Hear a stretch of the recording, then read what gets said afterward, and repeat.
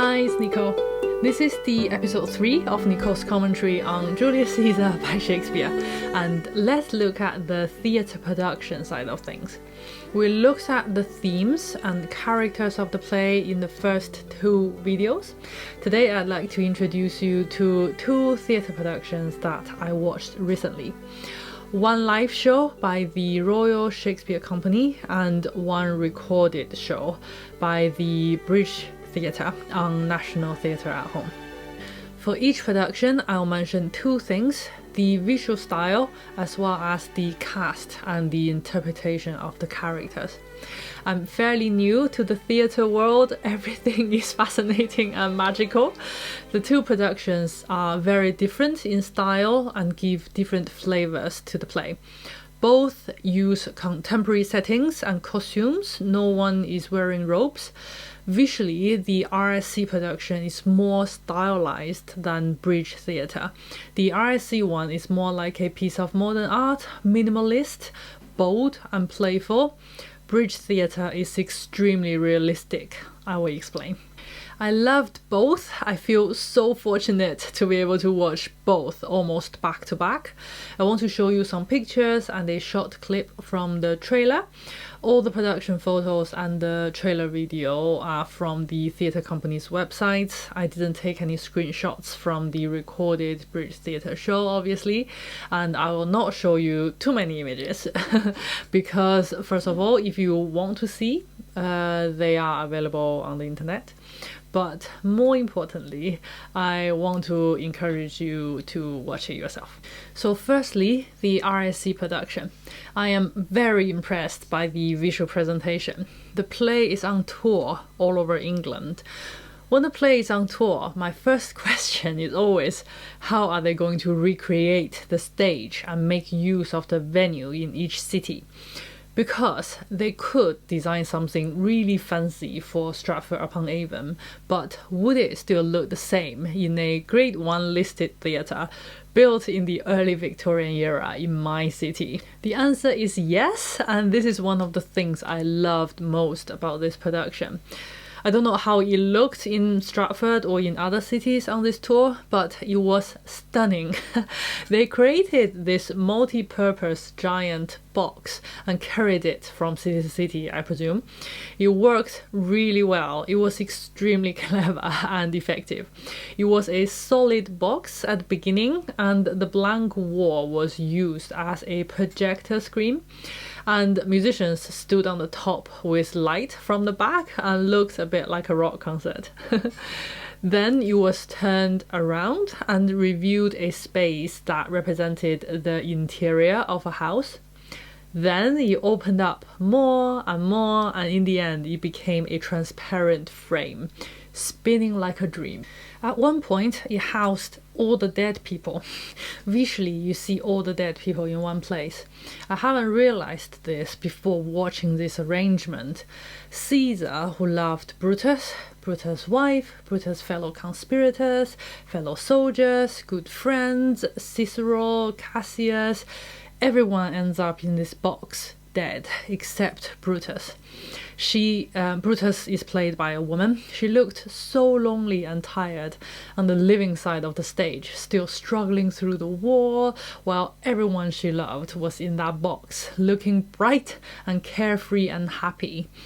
This is one reason I said at the beginning that this production is more stylized. Dead people hanging about inside the spinning box in bright and glossy outfits like at a party, while the living are dressed in dirty and dull clothes. The contrast is striking. It's obviously an interpretation of the director and the designer.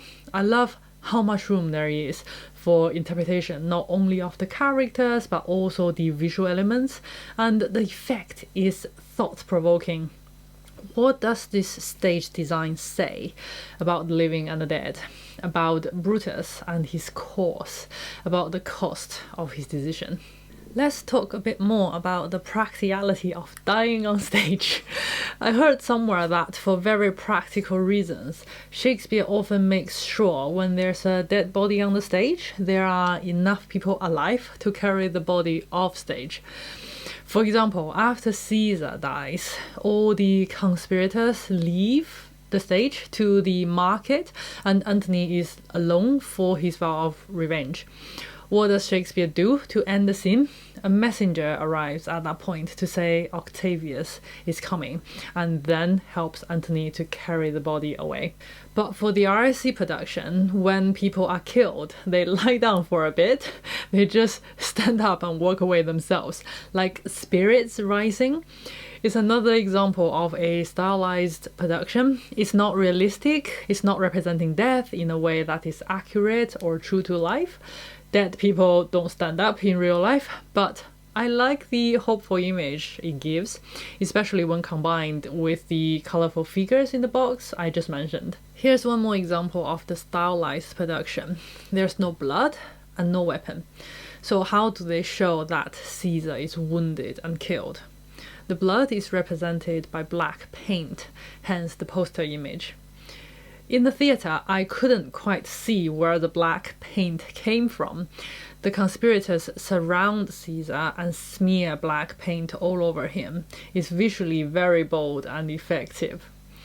The murder of Cinna, the poet, is represented in the same way, and the scene is quite disturbing.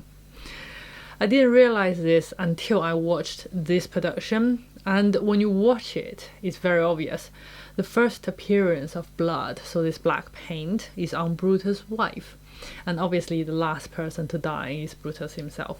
Something very random, I wonder, is how many outfits the company has to buy for each conspirator. They need a clean outfit for every show. I hope they just wash and iron them each day. Historically, Caesar was 55 when he died, so the RSC actor fits the role well. I can't quite tell if he's the noblest man that ever lived in the tide of times. It's not obvious from his way of speaking and moving. He's light-hearted and fun. There's a delightful scene I could never have imagined where the ghost of Caesar appears. He comes singing and dancing. It's the same feeling again, the carefree gladness of the dead and the weighty burden on the living. That dance scene also brilliantly shows the relationship between Brutus and Caesar. Generally speaking, I don't believe Brutus loves Caesar. I said a lot in my previous video. But in this scene, in the RSC production, we see how relieved and glad Brutus is to see Caesar's ghost. It's almost a reconciliation. It's beautiful. So Caesar has a playful side in this production, which is fresh and unexpected. But when he said, "I am constant as the northern star," I thought he was stretching it. I thought he was a bit arrogant and Brutus might be right to worry. Overall, I'm not sure if I would love and respect him as my leader, and I'm not sure if I'd mourn for him when he dies. This opinion towards this RSC Caesar didn't crystallize at all until I saw the Bridge Theatre Caesar, which I would wholeheartedly respect and follow. More on him later. My one complaint about the RSC production is the representation of the citizens, the crowd, and later on the mob. I think the crowd plays a key role, but there's no crowd. The celebrating crowd in Act 1, Scene 1 is made up of 2 actors, which is fair enough. The crowd at the funeral responding to Brutus and Antony is represented by 1 actor speaking all the lines. Cinna the poet is murdered by 1 actor with multiple voices coming from speakers. There's no physical crowd. I guess it's consistent with its highly stylized design. I wonder if it's a decision for financial reasons. There are a big number of conspirators already. If you also have a big number of citizens, the crew might be huge and you have to pay them all. You might end up quite expensive. We'll see how Bridge Theatre approaches this very differently. This is the community chorus. A different group of people from the local area play the chorus in each venue, which is quite cool. They sound amazing, but they look mighty scary. Move on to the Bridge Theatre production I watched on National Theatre at home. The trailer makes the hair on the back of my neck stand up. Shall we watch it a bit together first? Brutus and Caesar. What should be in that Caesar? Why should that name be sounded more than yours? But Cassius hath a lean and hungry look. She thinks too much. Such ones are dangerous. We all stand up against the spirit of Caesar, and in the spirit of men there is no blood. That we then could come by Caesar's spirit and not dismember Caesar, but alas, he must bleed for it.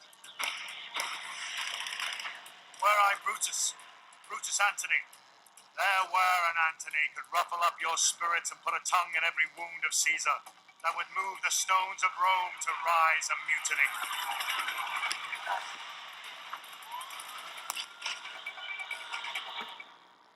It's amazing. Because this production is realistic, I wasn't distracted by the modern dance sequence or a spinning box, for example. I loved the spinning box, but it was a bit distracting at times. In the bridge production, there are some really fancy lighting and sound effects to create the atmosphere of a war zone, for example, but they are coherent, they serve a purpose and add to the overall effect.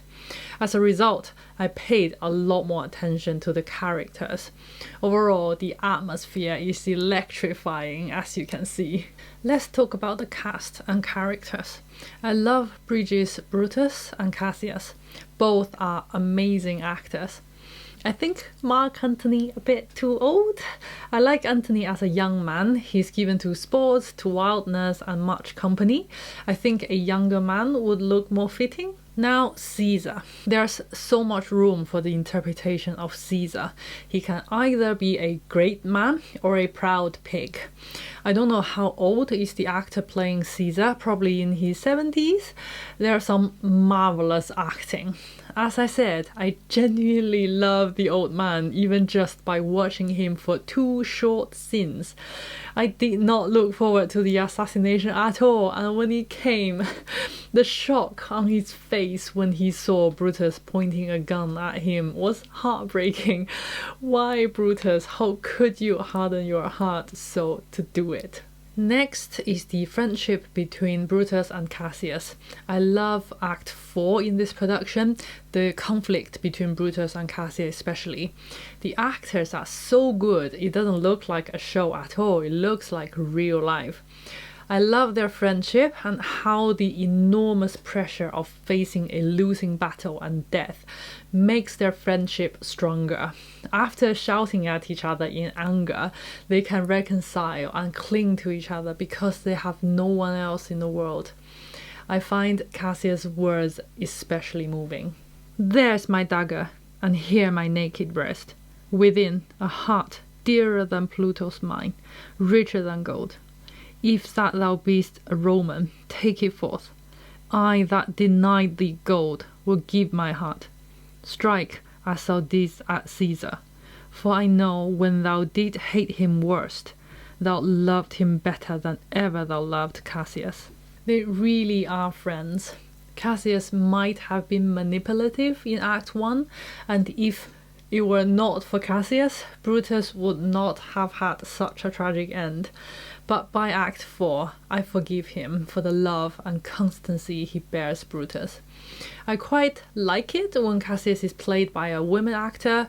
She's strong and capable to manage the rebellion single-handedly and to face the enemies, but she's loving and soft underneath. I love Ben Whishaw as Brutus. He is bookish, he wears glasses and appears with a desk piled with books, and even at the dead of night on the battlefield, he reads.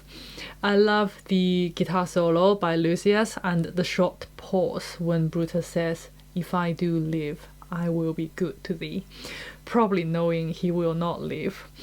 Watching Act 4 brought tears to my eyes a few times. This is the second show produced by Bridge Theatre I watched. The first one was the equally wonderful Midsummer Night's Dream, and I spotted one actor from it. National Theatre has this amazing space, and their use of the standing audience and the immersive experience is on a whole new level. The audience cheers and shakes hands with the triumphant Caesar as he walks into the celebrating crowd. The audience ducks down in chaos after the gunshots hit Caesar's body. The audience holds up propaganda posters at Caesar's funeral and looks up at Brutus and Antony as they give their speeches. I have high regard for National Theatre's crowd management. In the scenes where the crowd plays a key role, the actors scatter themselves in the crowd, perform the lines, and do crowd control to great effect. It's amazing. I would love to watch a Shakespeare play in the National Theatre one day. Here's the playlist with all my Shakespeare videos in one place. Enjoy. That's all for today. Thank you for watching. I'll see you in my next one.